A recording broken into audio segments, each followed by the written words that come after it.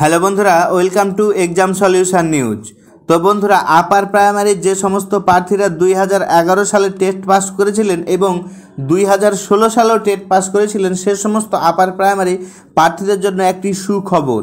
তার পাশাপাশি এই সমস্ত প্রার্থীদের এ রাজ্যের শিক্ষক নিয়োগ নিয়ে যে বর্তমান পরিস্থিতি, এর ভিত্তিতে একটি দুঃসংবাদও আছে।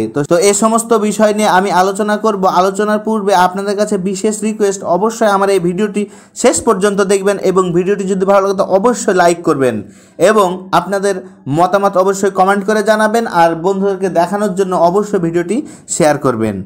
আর আমার এই চ্যানেলে যদি নতুন হয়ে থাকেন বা আমার চ্যানেলটিকে যদি সাবস্ক্রাইব করে না থাকেন তো অবশ্যই আমার এই চ্যানেলটিকে সাবস্ক্রাইব করে বেল আইকন প্রেস করবেন।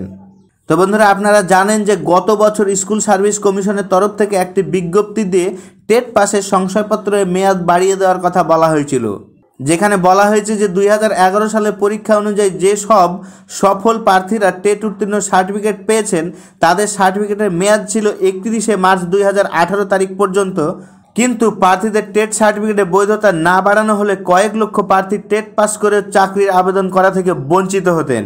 কমিশন থেকে জানানো হয়েছে যে আপার প্রাইমারি লেভেলের প্রথম SLST 2016 অ্যাসিস্ট্যান্ট টিচার পদে যতক্ষণ না নিয়োগ হচ্ছে ততক্ষণ পর্যন্ত টেট 2011 সফল প্রার্থীদের সার্টিফিকেটের বৈধতা বজায় থাকবে। আর এর পাশাপাশি জানানো হয়েছে যে আপার প্রাইমারি লেভেলের প্রথম SLST 2016 নিয়োগের জন্য যারা টেট পাস করেছেন সেই সব সফল প্রার্থীদের একাংশ এখনও পর্যন্ত সার্টিফিকেট পাননি এবং এই সমস্ত প্রার্থীদের রিজিওনাল অফিস থেকে সার্টিফিকেট দেওয়ার ব্যবস্থা করা হয়। আপার প্রাইমারি লেভেলের প্রথম পরীক্ষায় মোট আবেদনকারী ছিল প্রায় 2,28,660 জন, যার মধ্যে প্রশিক্ষণপ্রাপ্ত প্রার্থীর সংখ্যা ছিল 1,20,280 জন এবং প্রশিক্ষণহীন প্রার্থীর সংখ্যা ছিল 1,08,380 জন।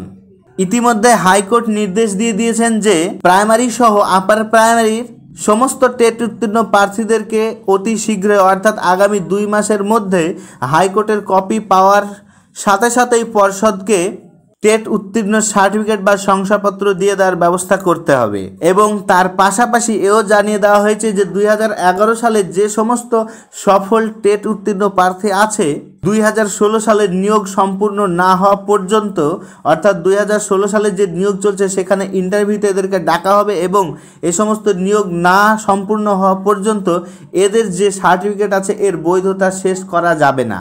অবশ্যই এটা একটা ভালো কথা, কিন্তু এই যে সমস্ত টেট উত্তীর্ণ প্রার্থীরা 2011 সালে টেট পাস করেছিল তাদের নিয়োগ সম্পূর্ণ হতে, অর্থাৎ তারপরে 2016 সালে যে টেট পরীক্ষা হলো তার নিয়োগ সম্পূর্ণ হতে হতে 2019 সাল হয়ে যাচ্ছে, এখনও পর্যন্ত সম্পূর্ণ হয়নি এবং তাদের যে শংসাপত্র তার বৈধতা প্রায় শেষের দিকে।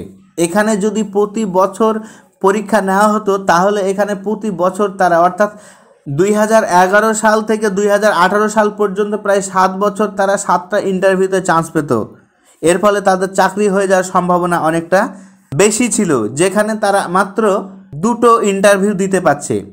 তার পাশাপাশি 2016 সালে যে সমস্ত টেট উত্তীর্ণ প্রার্থী ছিল তাদেরকে এখনও পর্যন্ত শংসাপত্র দেওয়া হয়নি, অর্থাৎ তাদেরকে শংসাপত্র নেওয়ার জন্য আদালতের দ্বারস্থ হতে হচ্ছে, তাদেরকে হাইকোর্টে যেতে হচ্ছে, মামলা করতে হচ্ছে। এরপরে যদি শংসাপত্র পাওয়া যায় তাহলে চাকরি পেতে তাদের কত না কষ্ট হবে। দিন রাত এক করে দিয়ে কঠোর পরিশ্রম করে পড়াশোনার পর সফল হয়েও তাদের কী বা লাভ হবে? যদি শংসাপত্র পাওয়ার জন্য তাদেরকে কোর্টের দ্বারস্থ হতে হয় তাহলে চাকরি পাওয়ার জন্য তাদেরকে আরও কত কী না করতে হবে।